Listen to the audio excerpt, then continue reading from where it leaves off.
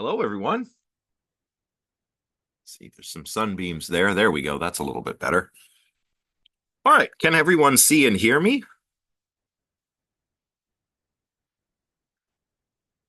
Yes, we can. Excellent. Very good. All right. So what we've got to do today is finish off the previous slides really quickly, and then we'll move on to discuss the skepticism of David Hume.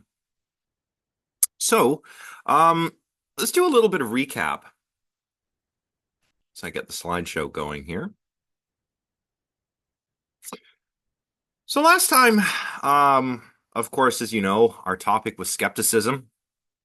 And one of the first things we did was sort of provide an overview of what that is. Skeptics are concerned with whether our beliefs amount to instances of knowledge. So it's possible that, we can have lots of beliefs, many of which may be true, but do any of them actually count as knowledge? Well, a global skeptic would say, no, none of your beliefs count as knowledge, even if they're true, right? Even if I have a belief that there is, say, I don't know if you can see here, a cat on my windowsill. Um, that does not meet the criterion for knowledge, even though my senses are providing me with evidence that there is indeed a cat on the windowsill. Um, my senses could be deceiving me. I could be mistaken. There could be any number of reasons why, or that a global skeptic might offer to try and show that my belief, even if it's true, doesn't meet the criteria for knowledge. Perhaps I have insufficient evidence or justification for my beliefs or something, right? An academic skeptic would say that, um, well, none of our beliefs are knowledge except for one. Um, we know that we do not know, in that sort of Socratic fashion, right? And then there's the Pyrrhonian skeptics, which call for us to suspend our judgment on any proposition that is not completely self-evident. And of course, it was the uh, Pyrrhonian skepticism which would influence Rene Descartes, who we talked about at length. And Descartes famously formulated two skeptical arguments, the dream argument and the demon argument. Um, the dream argument is roughly that sense experience is unreliable, not because the senses occasionally deceive us, but because there really isn't any reliable way to tell whether our sense experience is being, I don't know, Descartes wouldn't have used the word generated, but generated from, or caused is a better word. Caused is the word that Crumley uses, is caused by something internal to us or external to us. In other words, I can't reliably tell the difference between dreaming and wakefulness, whether the experience is, based on an objective reality or on something internal to me. So I should reject sense experience as a source of knowledge. The demon argument, where the dream argument applies to a posteriori knowledge, the demon argument applies to a priori knowledge. So this evil genius could make me think that um, I don't know, he could be making me think that triangles are three-sided polygons when perhaps triangles aren't really three-sided polygons, right? And I only believe that. It only seems conceptually true because this demon is deceiving me. But of course, even if the demon were deceiving me about everything, there is still somebody being deceived. And that's how Descartes arrives at the cogito, right? I am, I exist is necessarily true whenever I conceive of it or utter it. And that is because no matter what I'm being deceived about, there must exist somebody who is being deceived. So that's a little bit of an overview of what we covered. Beth, go ahead. Hi, sorry to interrupt. I just wanted to confirm you said a posteriori knowledge is referring to the demon argument, correct? Or is it the other way around? Um, the other way around. So the demon argument is about a priori knowledge, which is knowledge we can have independently of sense experience. Okay, So, great. Thank you. yeah, no problem. Now, a central concern for Descartes seems to be infallibility, right? Um, the epistemic standard that Descartes is concerned with is infallibility. That is, um, it's impossible for our belief to be wrong, right? Only then does it count as an instance of knowledge. But is that too strict? The last slide I wanted to read to you has a nice quote from Richard Feldman that outlines a fallibilist position. Now, fallibilists believe that our beliefs don't have to be infallible for them to count as instances of knowledge. So here's Feldman um, saying that, quote, our experiences provide us with very good evidence, but not absolutely conclusive evidence for propositions that we really do see a book, for example, and thus are not dreaming. This evidence is good enough to justify our ordinary beliefs and thus to satisfy the justification conditions, a standard or requirement for knowledge. All the arguments for skepticism rely on the mistaken assumption that justification and thus knowledge requires conclusive evidence. So, if you're a fallibilist, you don't believe that your beliefs have to be infallible. It's impossible to doubt or impossible to show that they're wrong. Or, well, rather, that's indubitability and incorrigibility. But your beliefs don't have to be uh, airtight. They just have to be good enough. Um, and that's fine. Sure, if I'm looking at the cat on the windowsill and I think to myself, okay, there's a cat on the windowsill, I form the belief that there's a cat sitting there. A skeptic might say, well, you could be dreaming, you could be hallucinating. A mad scientist could have put a chip into your brain, which causes you to see cats at various locations where, in fact, there are no cats. Um, and there's no way you can rule those out. So your belief that there is a cat on the windowsill is not infallible. And the fallibilist can reply, well, okay, but that doesn't matter. Um, I mean, all things equal, I have no reason to doubt my sense experience. And so the belief I form that there is a cat on the windowsill is good enough. And doesn't have to be absolutely conclusive, doesn't have to be infallible. That's a counter argument for the infallibilist position of Rene Descartes. Of course, we also have some counter arguments to skepticism too, right? Some skeptics might say that there is just as much information or just as much evidence for any other rival explanation as there is for our common sense way of looking at things. Our common sense way or our folk way of looking things, that is. Yeah, Amy, good question. In the chat, Amy's asking, how does one even prove that something is entirely infallible in the first place? Seems weird to have a philosophy view based on something that they themselves can't completely justify. I think that's fair. Um, After all, Descartes, as we saw last time, is employing this notion of infallibility probably because of his Catholic education, right? He's educated as a Jesuit, and there's this notion of infallibility. There was papal infallibility that we discussed last time, but also the scriptures were taken to be infallible. It was impossible that they could be wrong, right? Because they were inspired by the Holy Spirit and so forth, right? Um, Most of us probably wouldn't countenance something like Descartes' view that your beliefs have to be infallible to count as knowledge. They just have to be good enough. So that's a fair question. So like kind of like my cat on the windowsill example, right? A skeptic might say like, well, there's just as much evidence that you're having a waking experience as there is that you could be dreaming or that a mad scientist has put some kind of cat chip in your brain, et cetera, et cetera, et cetera. But we can reply to the skeptic that there is still a best explanation. Out of all the possible explanations, there's still a best one. And the best explanation would be, as I've written here, the best because it's best supported that by the evidence that we do have.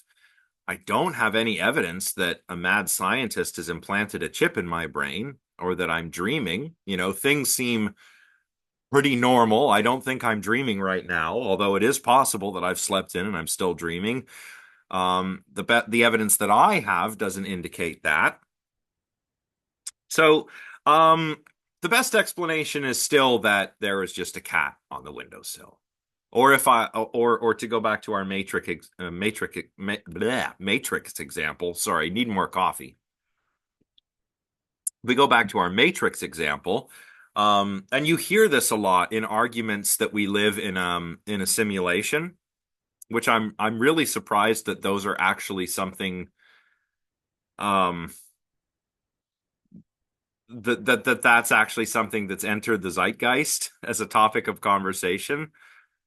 But you hear those people, right? A lot of times it's tech bros, for lack of a better term, who say that, well, it's possible that we live in a simulation. We could be in a computer simulation created by, I don't know, other people or perhaps aliens or something like that. Okay. Maybe there's no way I can show that that's wrong. But the best explanation for my current experience is that I'm in the real world and not a simulation. Because which one is more likely to be true? Probably not the simulation case, right?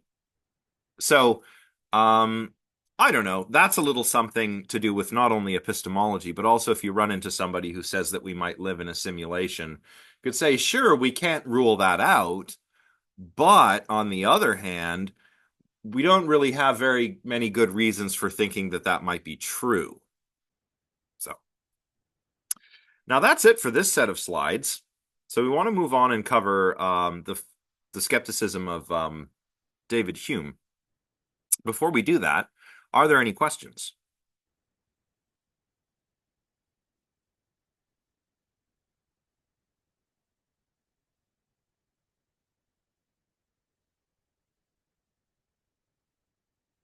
Okay, doesn't seem to be any questions. That's all right. We can continue on. So now that we finished everything from last week, I can pretty much skip this. Um, this is just a recap slide. We already had a bit of a recap. Let's talk about Hume, David Hume.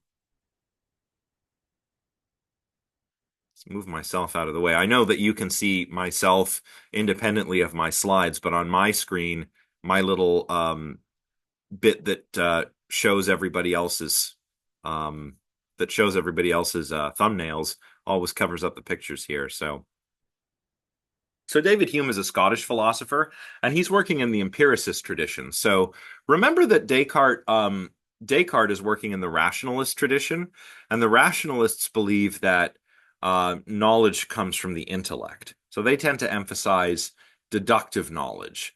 Hume is an empiricist. So he argues that knowledge comes from sense experience, not from the intellect. He argued this in his most famous work, A Treatise of Human Nature.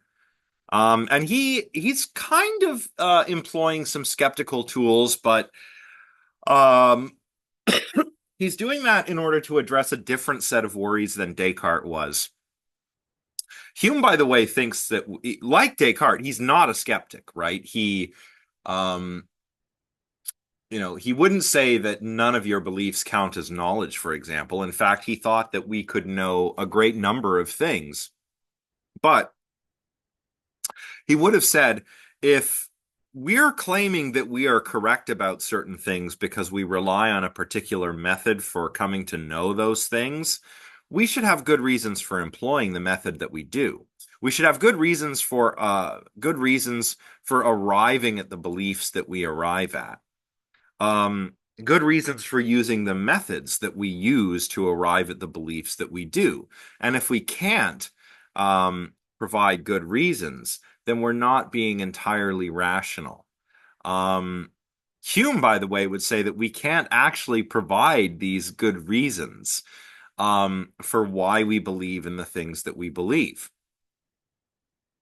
Hume might say that we're naturally inclined, as it were, to many of our beliefs, and many of our beliefs are probably true, but we're not rationally entitled to those beliefs. That's like saying, sure, we believe a lot of correct things, but we can't really take credit for that, right?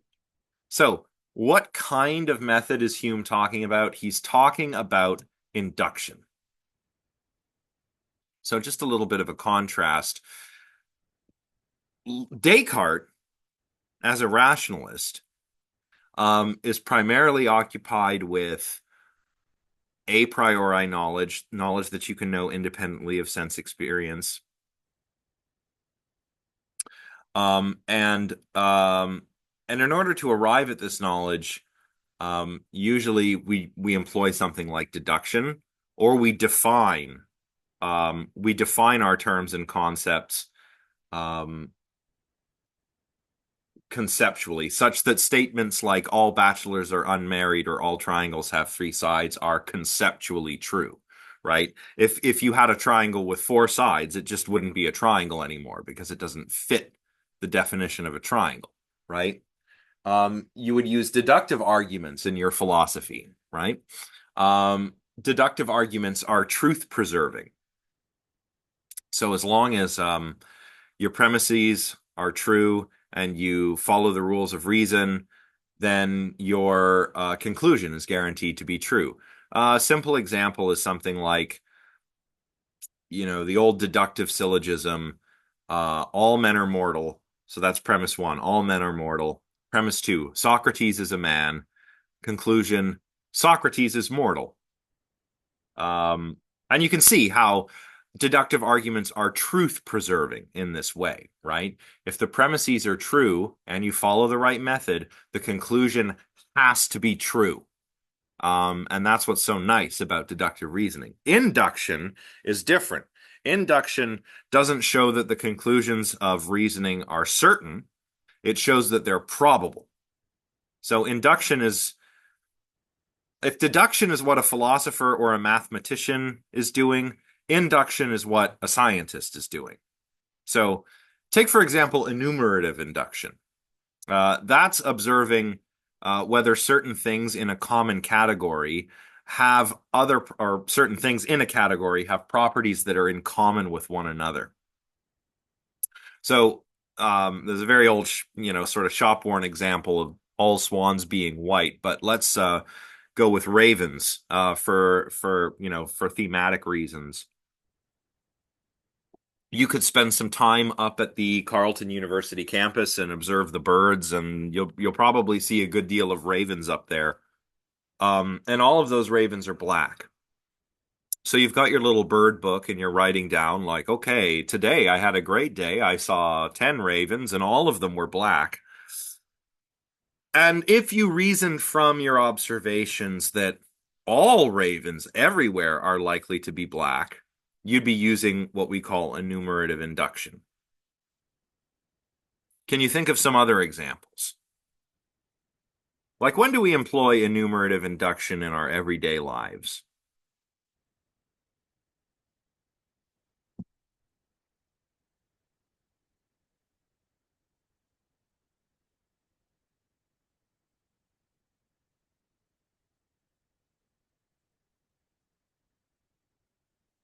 In the Sitting chat. in traffic All if there's a planes lot have of wings. cars. Oops, Sorry? sorry. I was going to say, sitting in traffic, if there's a lot of cars sitting still, there's going to be a lot of traffic. Yeah. Um, but like if I'm stuck in traffic now, well then I'll be stuck in traffic in the future, right? Like this traffic jam might last a while. Is that what you mean? Yeah, maybe commonly over certain days, like morning traffic, right? Afternoon traffic, like rush hour. Oh, right. Like that's a good one. Like the traffic is bad this morning, the traffic will be bad tomorrow morning because it's bad this morning and it's bad on all the other mornings. Yeah, that would be induction. Quinn says all planes have wings. That's a good one. I've never seen an airplane. Well, I guess maybe you could maybe you could come up with some kind of wingless airplane, but then would it still be an airplane? Yeah, here Aiden says the X-24A, that's that new hypersonic one, right? Um, but these are good examples because they go to show you that your enumerative induction, after all, does just show you that your the results of your reasoning are possibly true, right? Because maybe there is an example of a plane like this one we can think of that doesn't really have wings, or maybe one day the traffic just will be good. I'll be driving in the morning and it'll be a holiday and no one's going to work and the traffic is good that day, right? Or as Shania says, you meet five people in a city and all of them are friendly and polite, then you conclude that everyone in the city is friendly, polite. And maybe many of them are, but then you meet that one jerk who lives down the street, perhaps. I don't know, right? Yeah, Chloe says, yeah, Chloe's example is very much like April's. So those are good examples. Yanjanani going to a restaurant and getting served bad food. Yeah, it might only take one bad experience, right? At a restaurant, in order for you to form the belief that all of the food in the restaurant is bad or that they always serve bad food. Yep, Raphael with sand on beaches. That's correct. There are some beaches that have pebbles, perhaps, instead of sand. All fish can swim. All cats have fur. That's right. Yeah. Like the first time I saw a Sphinx cat, it was weird. Um, if you only met cats like your short hairs and your long hairs and you concluded that, well, all cats have fur, and then you met a Sphinx, you would have to revise your belief about cats. So that's a good example because it shows that what we're dealing with here are, conclusions that are probable and not definitively true. It doesn't mean that enumerative induction is bad. It just means, we kind of have to be aware of how it works, right? Amy, that's right. Yes. As an empiricist, Hume's concern is a posteriori knowledge. There's also, kind of as we used in our replies to the skeptic, just when we were finishing off the last couple of slides, there's argument to the best explanation, and sometimes we call that abduction. So imagine that I come downstairs this morning to discover that one of my houseplants has been knocked over. And I recall upon seeing the vase that knocked over, or say it's a plant pot vase, whatever it is, I recall upon seeing that I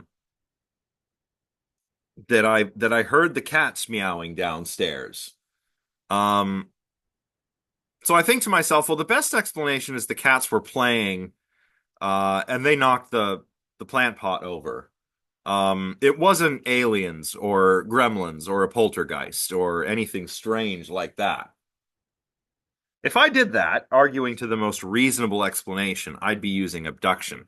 Same thing like if you're debating with a tech bro on the internet who says, "We live in a simulation, man," and you're like, "Well, I can't prove you wrong, but how likely is that to be true versus the likelihood that I just exist in the real world?" Well, probably not very likely by comparison. So that's abduction. Excuse me, just a refill on the coffee. One moment. Cup of coffee.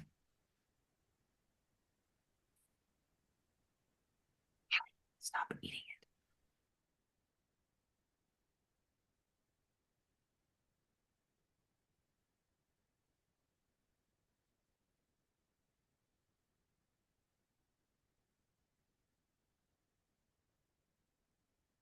All right. We have some questions in the chat.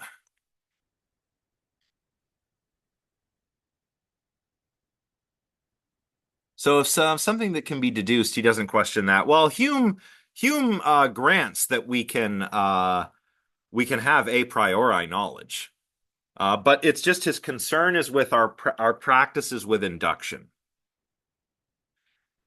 Yeah, Sarah, that's exactly right.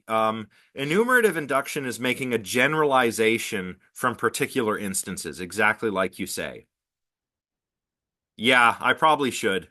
And no, man, I make my coffee in a big old French press. I should just keep it here. Um, so Hume here is saying that human beings are naturally inclined to many beliefs that we are not rationally entitled to. It's natural for us to believe that um, the sun will rise in the morning every day, even though we're not rationally entitled to that belief. So induction, Ben, is reasoning from particular instances to general examples. So that's what the raven example was about earlier. Like if I go to the campus and I go bird watching and I see, I don't know, 10 ravens and they're all black, and I generalized from those 10 examples that all ravens are black everywhere, then I'm using enumerative induction. Abduction is an argument or an inference to the best explanation. So again, if someone says we could be living in a simulation, okay, um, maybe, but probably the better explanation is that we don't. We just live in the world. So that would be abduction. Or similarly with the example of the plant pot, right? If I discover that my house plant's pot has been broken during the night, the most likely explanation is that my cats were playing around and they accidentally knocked it over, as opposed to say that there is a ghost in my house knocking plant pots over, right? That's abduction, argument to the best explanation. Yeah, Shania, I think that's a really good way to put it. Enumerative induction helps in forming general rules or general beliefs from specific cases. Abduction is about finding the most plausible explanation for an observed fact or phenomenon. I would say that's exactly right. So again, Hume says that we're naturally inclined to hold a lot of the beliefs that we arrive at via induction, but we're not rationally entitled to those beliefs. Okay, good. Yeah, Amy, maybe some of you will maybe some of you will hop on Google and find those for yourselves. That could be helpful. If we saw the cats knock it over, sure. Um, but Hume is talking about something slightly different. Hume is talking not about like what you see directly with your eyes, but reasoning from what you see with your eyes. Oh, good idea, Amy. Yeah, you can put it in the Discord. Okay, so why aren't we rationally entitled to some of the beliefs that we arrive at via induction, enumerative induction specifically? Well, this is what Hume has to say. He says, it seems evident that men are carried by natural instinct or prepossession to repose faith in their senses, and that without any reasoning, or even almost before the use of reason, we always suppose an external universe, which depends not on our perception, but would exist, though we and every sensible creature were absent or annihilated. Even the animal creations are governed by a like opinion, and preserve this belief of external objects in all their thoughts, designs, and actions. So we tend to believe that we're living in this world where there are entities in the world besides ourselves. It would exist whether or not we were there. What Hume is talking about here is an objective reality, right? And we want to understand how it works. Hume thinks that belief about our past experience is in fact justified. So if I believe that I did not teach any classes yesterday because I had no classes scheduled, instead I did prep work and went for a walk and various chores, then I'm justified in that belief. because I kind of know it from firsthand experience, right? Also, when it comes to present experience, it's a bit like somebody said in the chat, if I had seen the cats knock over the vase, I would be rationally entitled to believing that they knocked it over, right? Likewise, right now, I believe there's a coffee cup on my desk. Well, I'm pretty well justified in believing that there's a coffee cup on my desk. But what about the future? What about like an example like the traffic jam example? Well, the traffic has been slow today and yesterday and every other day that I've tried to go into work. Therefore, the traffic will continue to be bad in the future. Am I rationally justified in holding that belief? It might be a perfectly natural belief for me to have, but am I rationally justified in having it? Hume would say no. Because when it comes to the future, we rely on this constant conjunction between cause and effect. We can schematize this like this. Philosophers schematize things a lot. And just be aware that A and B here are merely variables. They could mean whatever we want them to mean. So all observed A's have been followed by B's. A is currently being observed, therefore B will follow. So all current days with busy traffic have been followed by more days with busy traffic. It's currently very busy in terms of the traffic. Therefore, tomorrow it will also be busy. What's another one? If the sun rises today, if the sun has risen in the past, it's always risen in the present. If the sun rises today, it will rise in the future. The sun rose today, therefore it will rise in the future. So that's the kind of thing Hume has in mind here. Let's go to the chat. Yes, that's a good one. So yeah, actually, let's use that. So if Professor Redstone drinks coffee today, therefore he'll drink it in the next class. So we're observing an A right now, and it's followed by a B. And we're observing this A, therefore B will follow. In the next class, I will be drinking coffee. Why does believing in 1 and 2 here, so all A's have been followed by B's, and A is currently being observed, why does that entitle us to believe that B will follow? Maybe we're using something like deduction, right? This sort of schematization happens to follow the form of a deductive argument that we call modus ponens. So if P then Q, P therefore Q. So all A's have been followed by B's. Basically, that's if P then Q. I'm currently observing an A, so P obtains, therefore Q, therefore B will follow. I'm throwing a lot of letters at you. It starts to feel a little bit like Sesame Street here after a while, but just take it for granted, right? Take it from me. I should say this is a schematization of something like modus ponens, which is a form of a deductive argument. So let's make this less abstract. If P then Q, P therefore Q. If it rains a lot in the spring, the Ottawa experimental farm will have a good crop. They grow like they grow different crops to experiment with them. So I call it science corn. So they're growing some science corn. If it rains a lot in the spring, the experimental farm is going to have a lot of good science corn to do science with. It rains a lot in the spring.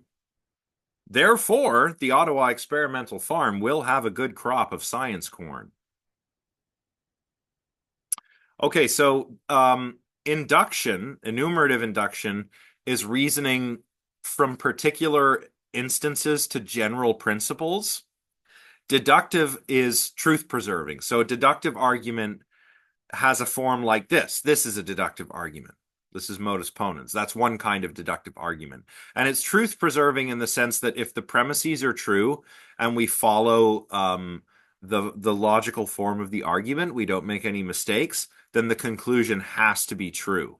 So the key is whether these premises are true. Maybe it doesn't rain a lot in the spring. Or maybe it rains a lot, but we forgot something. Maybe they didn't put the right pesticide on the corn and they didn't have a good crop because all of the insects ate it. So deduction and assumption, do you mean abduction? Or do you mean assumption? Because deduction is a form of argument. An assumption is not an argument; it's a mere assumption.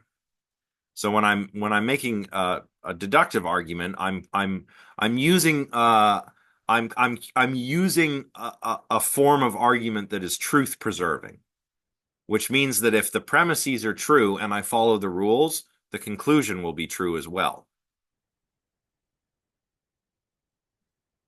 So why does belief in 1 and 2 entitle us to belief in 3? Well, maybe we're using deduction. When I'm saying all A's have been followed by B's and there is currently an A, I know B will follow. I'm using something like modus ponens, right? Does that give me license to believe that because I'm observing an A, there will be a B? Not necessarily. Okay, so deductive arguments. All deductive arguments are truth preserving, as I've been saying. If you follow the form of the argument and your premises are true, your conclusion is going to be true.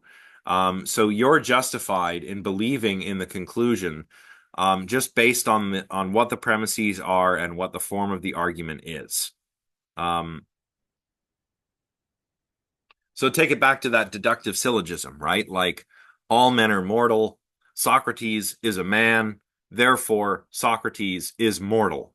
I am justified in believing Socrates is mortal, just on the basis of the form of the argument and what the premises say. Do we have a similar license when it comes to induction? That's Hume's concern. Like, deductive arguments are great. They can still lead you to bad conclusions, right? Well, the form you're putting that in, I want to say, is it Amar? Amr? The form that you're putting that in, is in the form of modus ponens.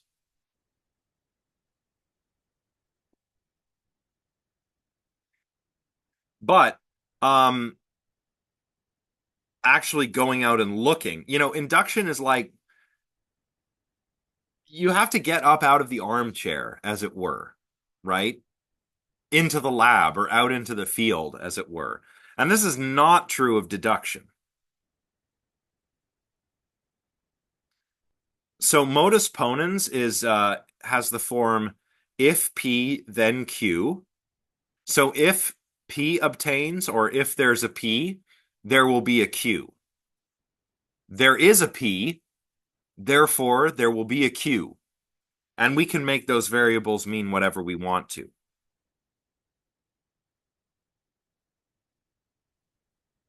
So again, I could say something like, if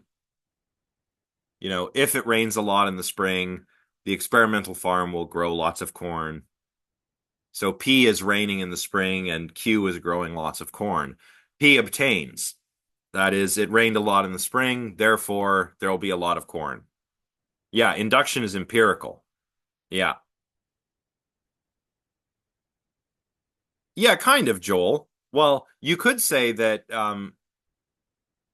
if there is thunder, it will have been caused by lightning. What's that strange noise? Some strange noise coming from out of my window. So here's what Hume wants to know. It's not a cat. It sounds like a piece of technology. So what Hume wants to know is like, so look, deductive arguments are great. They can still go wrong. Like, you can follow the arguments, the logical form of the argument, and still arrive at a false conclusion if one or more of your premises are not true, right? So like, Socrates is all men are mortal. Socrates is a man. Therefore, Socrates is mortal. That's a good argument because it's logically valid, but the premises are also all true. But you could have a logically valid argument where one of the premises is not true. Like, well, let's try and come up with one. Well, that's an empirical matter, Philippe, but I'm glad you're keeping that in mind. Um, so a logical argument that has a false premise. Well, let's just say all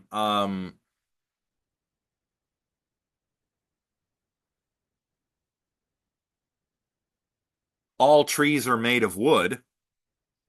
Socrates is a tree, therefore Socrates is made of wood. Of course, we've got a bad premise in there. Socrates is not a tree, right? So that will lead us to a false conclusion. Yeah, Shania, very good. That's a good example. So our first premise, all birds can fly, has to go because that means that argument, if we keep that premise, our argument can't preserve truth because the first premise is false. In fact, there are lots of birds that don't fly, right? Okay, so what Hume wants to know, and this is the really important part, is if we have a similar license for believing in the conclusions of enumerative induction as we do the conclusion of deductive arguments. So what is it that entitles us to believe that because there's this constant conjunction between A's and B's in the past, that that constant conjunction will continue in the future? Hume thinks we're actually relying on an unstated principle whenever we use inductive reasoning. He says that instances of which we had no experience must resemble those of which we have had experience, and that the course of nature continues always uniformly the same. We call this unstated principle the uniformity principle, or UP. So, Hume thinks that we're tacitly relying on something like the uniformity principle to explain our inference that, B will follow A. Now, Hume isn't saying this gives us epistemic license to believe. This does not entitle us to believe that because we've observed an A, we will then observe a B. He's just saying that people tend to rely on something like the uniformity principle. And it's really, I think the when I was way back when I first started graduate school, the first class I TA'd for was this class. I remember it was being taught by Professor Melissa Frankel, and the example that she used was of the sun rising every day. So let's use that example. So I have observed the sun rising in the morning in the past. I think Hume also uses this example. Um, but I have observed the sun rising every day in the past. So that's my A. Therefore, the sun will rise today or in the future. That's my B that will follow A. When I'm reasoning that way, like, okay, in every day the sun has risen, so it'll rise tomorrow. And when I make that inference, I'm relying on something like the uniformity principle, that sort of unstated principle that something of which I have no experience must resemble something of which I've had experience, that the course of nature will continue uniformly the same. I'm relying on this assumption that the future will be like the past, right? Now, Hume thinks that there are two different ways that we can justify a claim. There are two different ways to justify claims because there are two different kinds of claims, right? We can make empirical claims, a posteriori claims. These are claims about the world. And we can make claims about concepts and definitions. And when we make claims about the world, we use sense experience to justify them. When we make claims about definitions and concepts, we use reason to justify them. Can either of these approaches help us to justify reliance on something like the uniformity principle? Well, we'd have to show, if we wanted to justify the uniformity principle by reason, we'd have to show that it's a logical truth. We'd have to show that it's like definitionally or conceptually true that the future will resemble the past. Just like we can show that it's definitionally true that all triangles have three sides, right?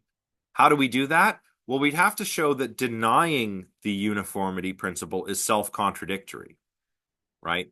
If I said that all triangles have four sides, I'd be contradicting my own statement because it's in the definition of a triangle that you are a three-sided polygon.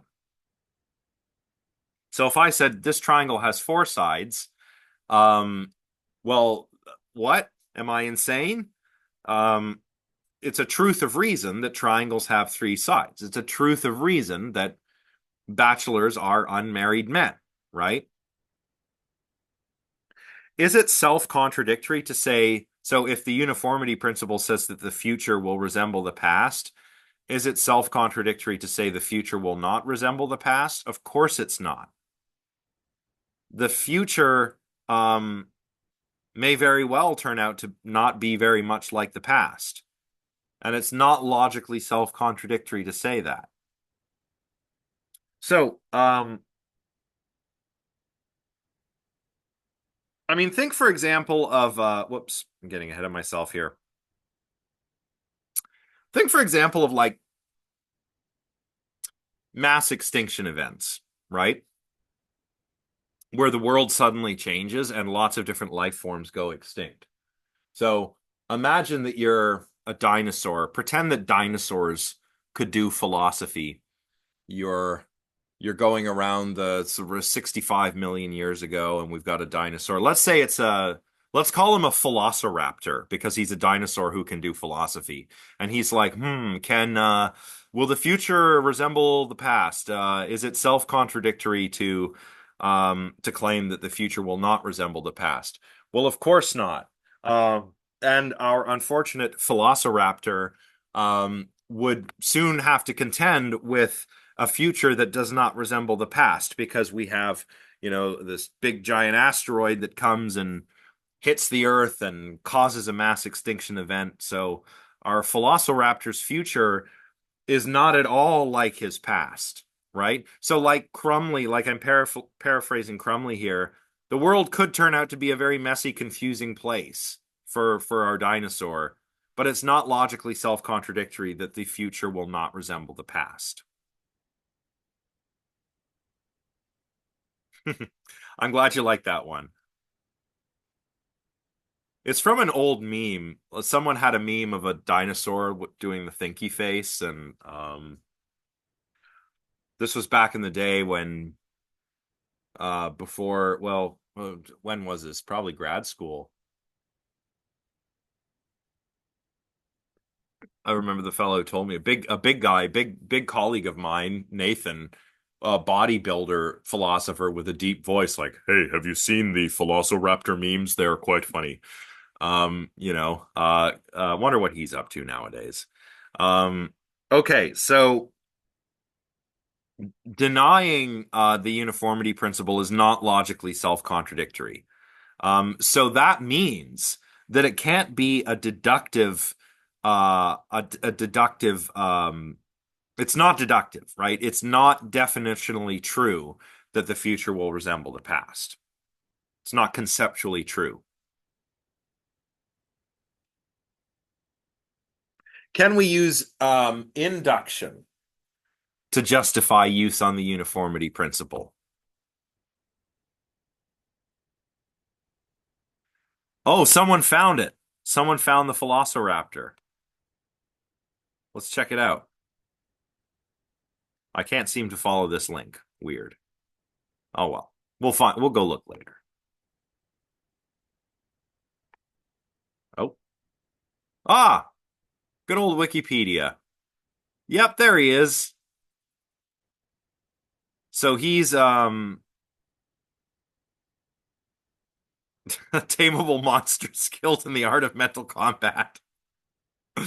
Amazing.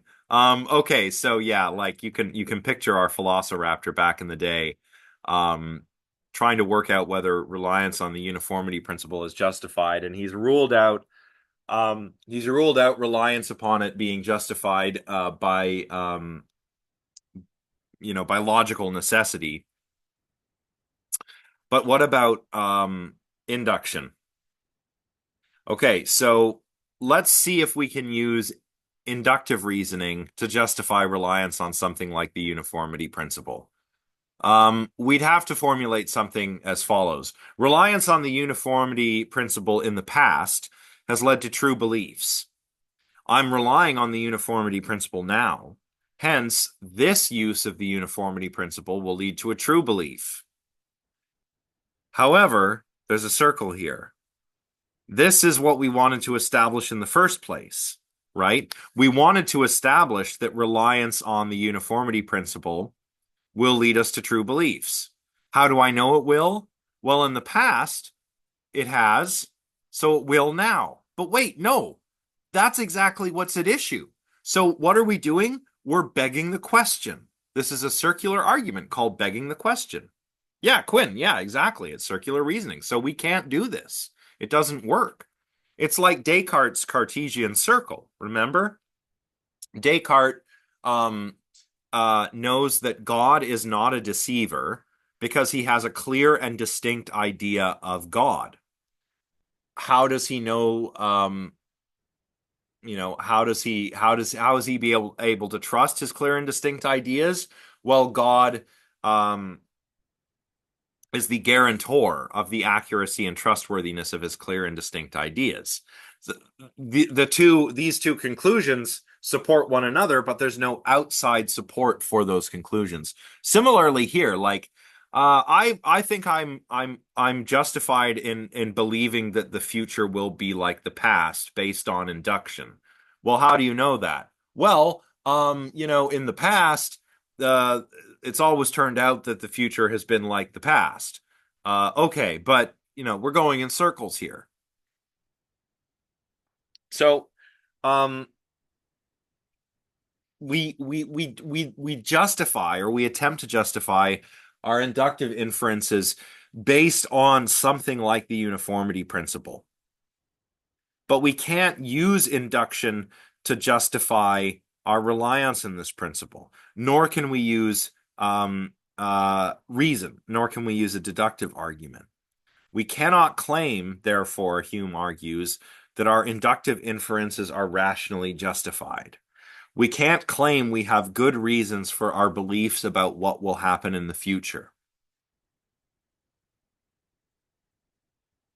Right. And it's easy to see why this should be, right? Like the sun, as Crumley says in this chapter, sure, it's risen every day, and so I might be naturally inclined to believe that it will rise tomorrow, but I'm not logically entitled to that belief. And the sun may not rise tomorrow. What if the sun explodes, right? And doesn't rise because it's not there anymore, right? So we can't claim that we have good reasons for the beliefs about the future that we form via induction. Now, is Hume correct about these standards of rationality? This is what Peter Strawson had to say. It is an analytic proposition, a proposition that is true by definition, whose denial is an implicit self-contradiction, that it is reasonable to have a degree of belief in a statement which is proportional to the strength of the evidence in its favor.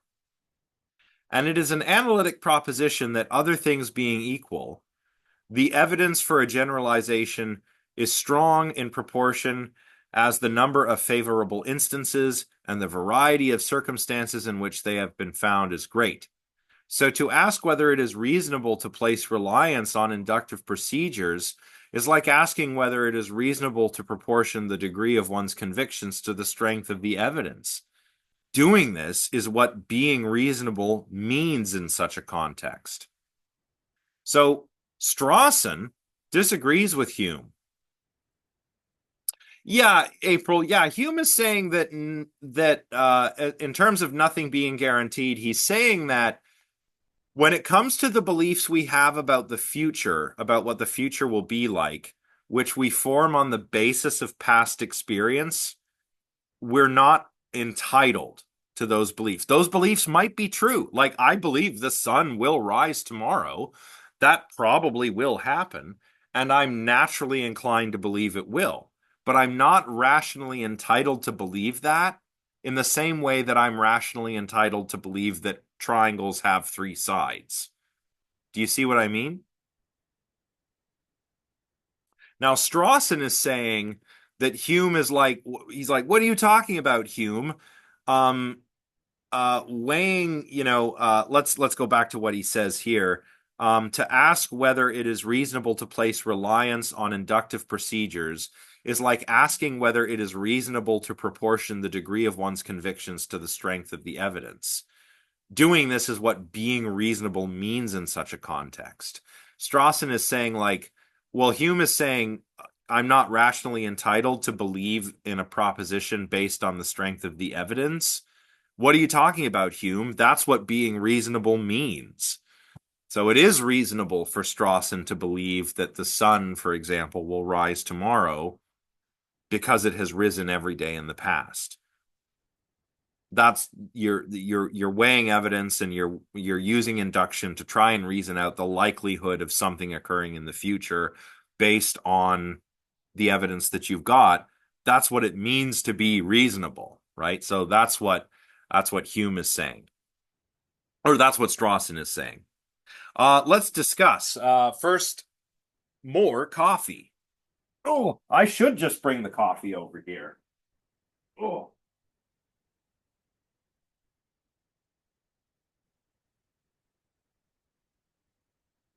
Oh. I have to make sure I'm well caffeinated so we can have a discussion. Quinn, go ahead. So wasn't isn't Hume just saying that even though you can use like logic to say that the sun will rise tomorrow as it has every other day, that you just can't prove it for certain, but that it is still useful to think that way? Yeah, sort of. Yeah, like it's not something we can know with certainty because again, we're not rationally entitled to that belief.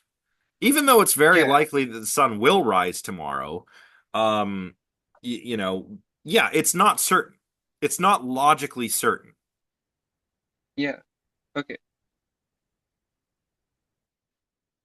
Let's go to the chat. Just drink from the pot, right? Yeah. So Sophie says, we also know through experience, I think, that the future is sometimes different than the past. If that weren't the case, if there were no examples of that in history, would anything be different? No, I would say that that still would justify the use of the uniformity principle. Um, but um, but Strawson would say, like, look, when you're reasoning about whether something would happen in the future, you're probably thinking about all of the times that you observed A's that were followed by B's, but also you're thinking of some time that you observed C's that were not followed by D's, right? Um, so it still doesn't justify reliance on the uniformity principle, but Strawson, I think, would say that you might still be we could still say that you're being rational, right? What else? Pearl Mania 500. Do I have the same voice, eh? I am afraid I'm not on TikTok. I do not know this Pearl Mania 500.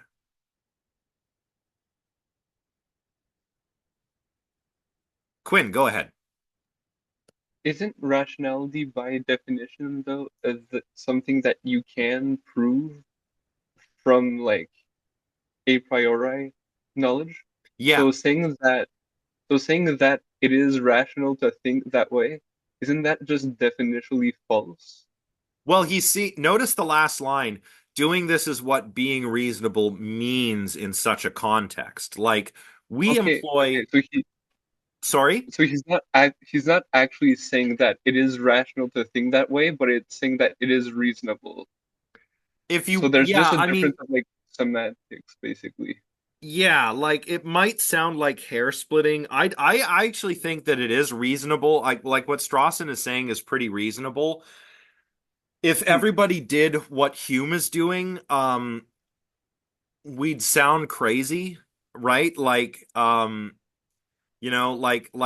let's say you're on campus, right? And you've just finished a class and you're hungry. So you and your friend, you're like, let's go to the cafeteria and get some lunch. And then your friend says, well, wait a minute. How do we know the cafeteria is going to be there? Right? Yeah, Be- because we're not justified in thinking that the future will be like the past. The cafeteria might have disappeared. You'd look at them like they're insane, right? yeah, okay. So, yeah, I think in general we are being reasonable when we practice enumerative induction. It doesn't have the same, perhaps it doesn't give us the same degree of truth that deduction does, but it's still pretty good, right? Yeah, yes, I agree with you on this. Oh, okay. Pearl Mania is a government, interesting. People follow a lot of people. Yeah, there's all kinds of people on TikTok. That yeah, very interesting folks that you would not, I wouldn't think have such big audiences, but I guess yeah, there's an interest in that kind of thing.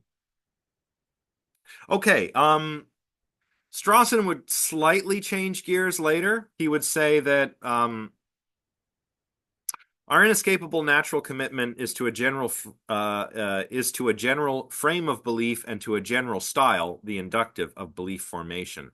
So, if we want to respond to Hume, what we really ought to do is show how inductive reasoning actually plays a role in the ways that we form beliefs or in the ways that our beliefs change.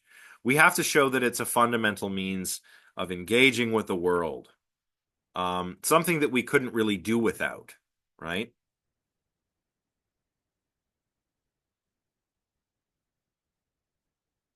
Yeah, that's a good point coming up in the chat. When you're dealing with content creators, you have to be careful who is uh, well, there's an influencer problem in the same way that perhaps in ancient Greece, some saw that there was a sophist problem. Right? We had these sophists, these wise ones, going around charging people money to teach them all kinds of things. But a big one was how to argue. And of course, Socrates is accused of being a sophist and of corrupting the youth, and he's put on trial and sentenced to die. I think that of the many examples of modern day sophists, influencers are definitely one possible example, right? So you got to be careful. You got to watch out.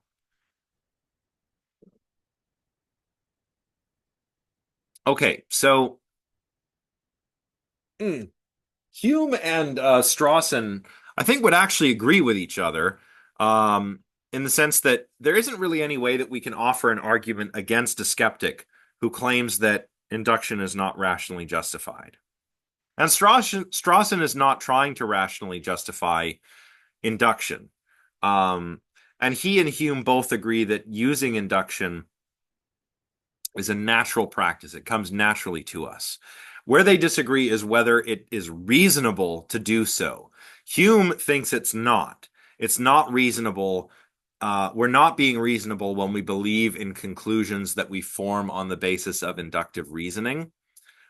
Reason can't guarantee that our inductive practices will be efficacious. Strawson disagrees with that.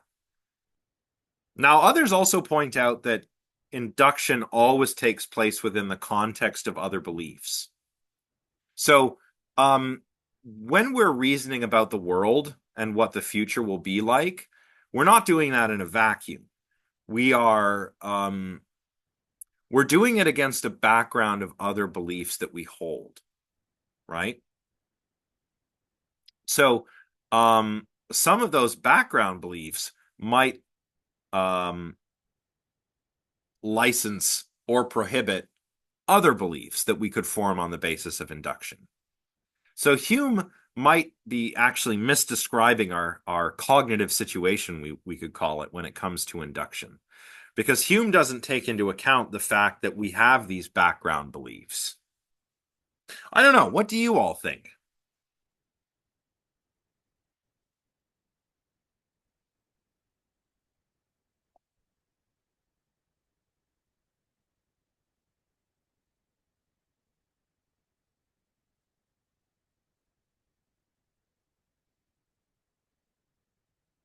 Kara agrees with Strawson. Shania agrees with Strawson. Yeah, like, okay, so maybe we're not rationally entitled, but that's not to say that when we practice induction we're being unreasonable, right? After all, scientific progress depends on induction, right? Like I said earlier, if deduction is what mathematicians or philosophers do, then a lot of what scientists do is induction, right? And look at the success of science. April, go ahead. I agree with Strawson, because if it was more of a Hume thing, you would just pretty much shut everything down, right? Like nothing makes sense, nothing is plausible. But when you think about it from Strawson, it brings up that point of being able to have those conversations and build arguments to come around to a conclusion. Yeah. And I think, Hume himself would not have just stopped believing in conclusions he formed through inductive inference, right? That's what he means when he says that this comes naturally to us, right? Um, it's just that we're not rationally justified in the same way that we are when we use deductive reasoning. Does that mean that we should stop using induction? Not at all. Not at all. But Hume is being quite radical here. We'll see later on in the course that Immanuel Kant, another very, very important philosopher, will read Hume and be awakened from his dogmatic slumber. Kant will read this and be like, wait a minute, what? No, no, no, no, no, no, no, no, no, no. It can't be like this, or you've broken philosophy. We need to fix this. And Kant will fix it. So don't worry, right? Kant will come to the rescue. But yeah, I think, yeah, it's perfectly natural to think to yourself, traffic was pretty bad yesterday, might be bad today. Sure, maybe you're not rationally justified, or rationally entitled, but you're also not being irrational, I think Strawson would say when you do that. Also, as I was saying, look at the success of the sciences. Science, like think of the scientific method, right? You observe the world and then you create an experiment where you make some predictions and you see what happens. And that's allowed us to create, I mean, the computers that I'm delivering this lecture on, these pocket computers that we call smartphones, airplanes, automobiles, rockets to the moon, um, communication satellites. I mean, come on, like science works. So, sure, I think it's great to be aware that I'm not rationally entitled to my inductive inferences in the same way that I am as I am to my deductive inferences, but deduction still works pretty good. It's just not as certain, right? Um, is it not also rational to believe in a most probable outcome over none at all, just because the probable one isn't? Well, yeah, like I would say yes, that is reasonable, right? And that's what we're doing when we use maybe abductive reasoning, right? Sophie says I like what Hume says about this, though, how us claiming to UP through rationality would be like trying to take credit for what nature has done. Yes, yes. And I like the humility of living in the sort of limbo between not fully trusting anything you know, but leaving some room that you could be wrong.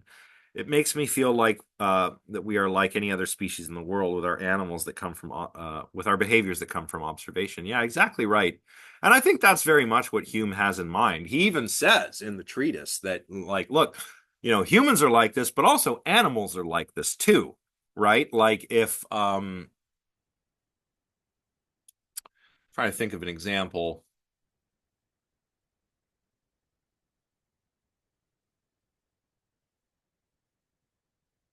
Well, have you ever seen those videos of people? Maybe you've seen them on TikTok, where I remember one in particular where there's this floor mat that's kind of like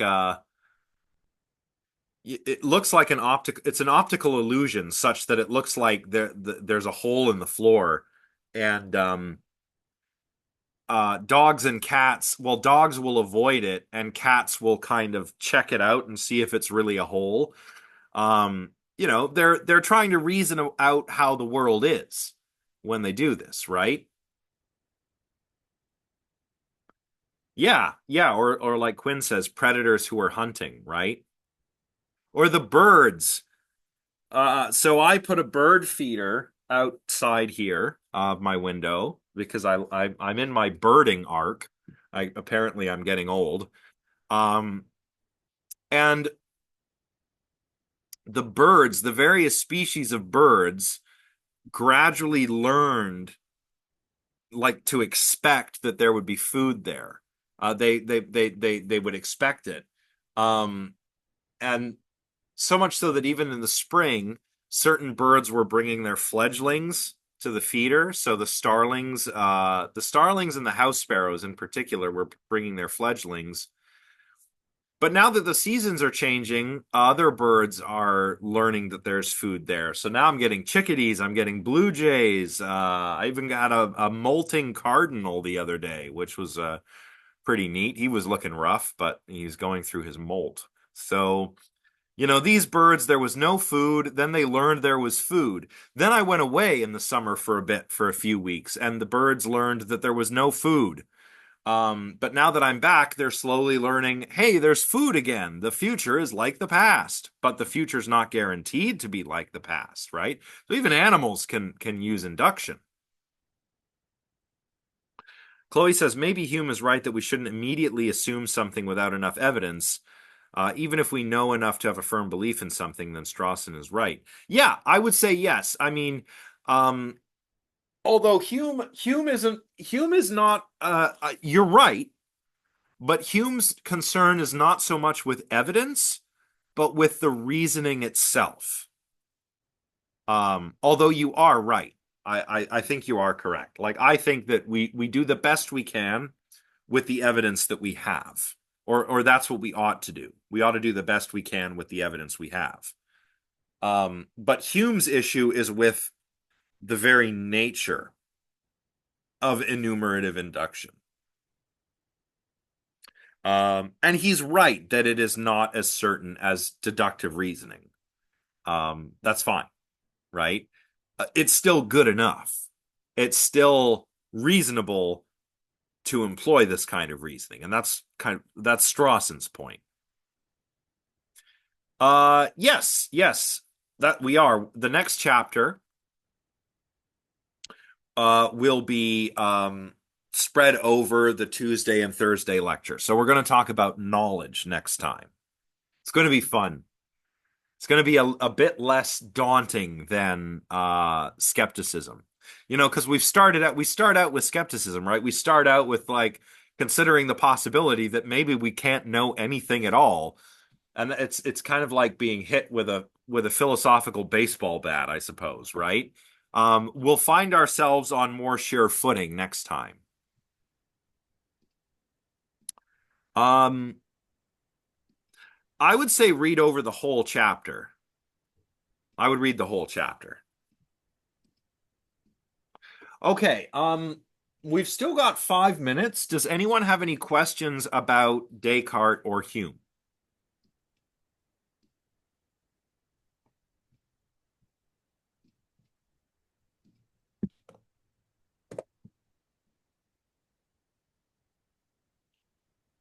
Chapter 2.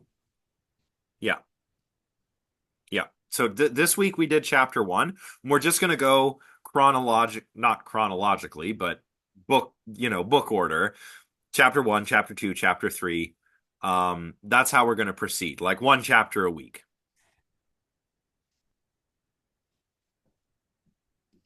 Well, Shania, Hume says we're not rationally entitled um, to the beliefs that we form via induction, because to be rationally entitled, we'd have to show that the something like the uniformity principle, the idea that nature is uniformly the same and the future will resemble the past, we'd have to show that something like that is certain because we rely on that when we make inductive inferences.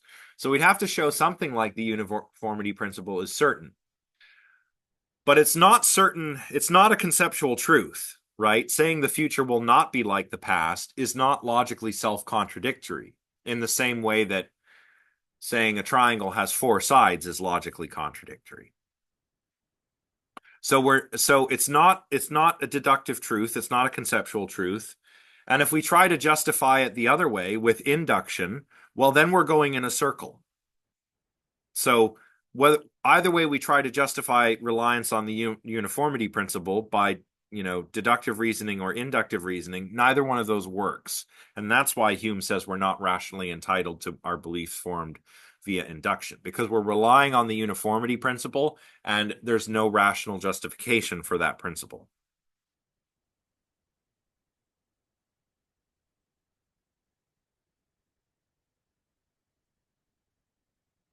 All right.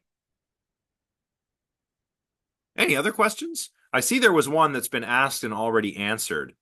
What are the two ways Hume thinks we can justify a claim? Yeah, sense, experience, and reason. That's right. Is the UP deductive or inductive reasoning? Well, we've kind of treated it as both. We said, what if it's a rational principle? Well, it's certainly not.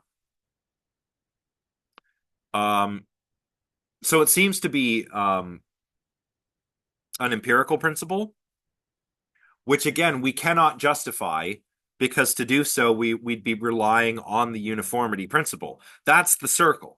If we wanted to, we can't rationally justify it deductively because it's not conceptually true that the future will resemble the past. So we can only justify it via inductive inference. But that's precisely what's at issue. So we can't use the uniformity principle to justify the uniformity principle. It's a circle. It's begging the question.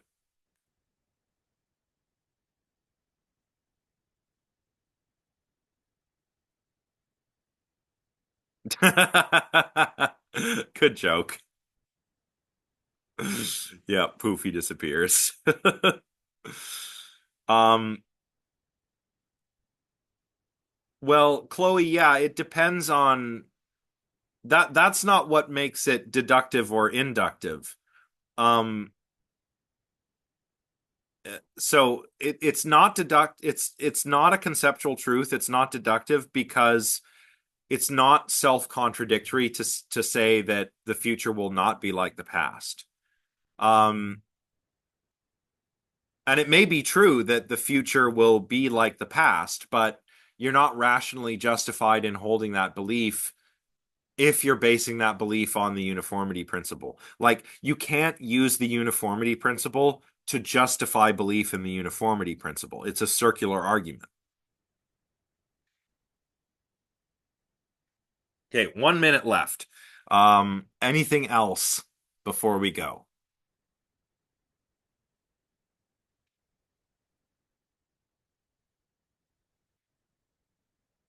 Okay.